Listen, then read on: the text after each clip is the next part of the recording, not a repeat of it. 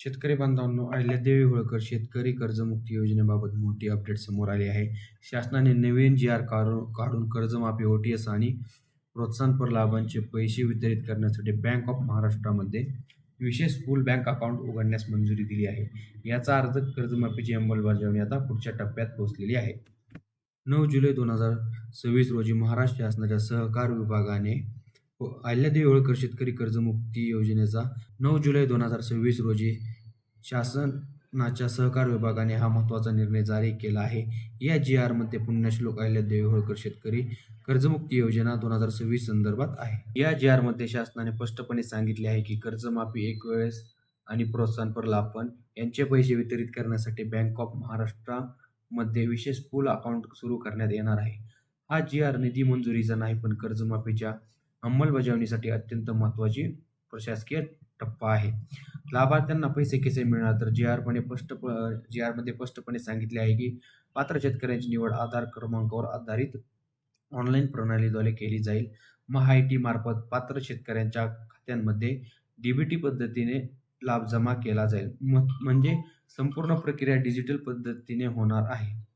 अनेक शेतकऱ्यांना हा प्रश्न पडतो, पूल बँक अकाउंट म्हणजे शासनाचा निधी तात्पुरता जमा होणारे विशेष खाते. या खात्यातून पात्र लाभार्थ्यांच्या कर्ज खात्यात थेट पैसे जमा केले जातील.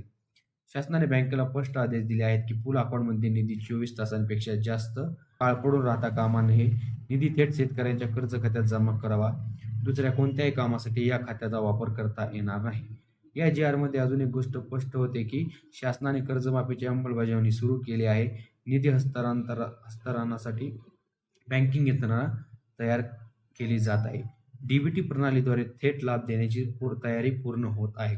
कर्जमाफी, ओ.टी.एस आणि प्रोत्साहनपर लाभ यासाठी स्वतंत्र आर्थिक व्यवस्था उभारली जात आहे.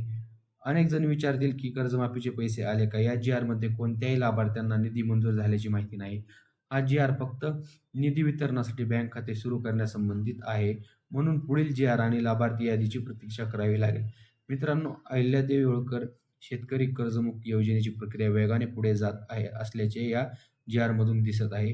बँक ऑफ महाराष्ट्रामध्ये पूल अकाउंट उघडण्यास मंजुरी मिळाल्याने डीबीटीद्वारे कर्जमाफी, ओ.टी.एस लाभ वितरणाचा मार्ग मोकळा झाला आहे.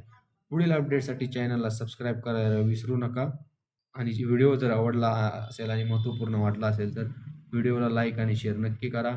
आणि अजूनही तुम्ही चॅनलला सबस्क्राईब केले नसेल तर चॅनलला सबस्क्राईब करून घ्या. धन्यवाद.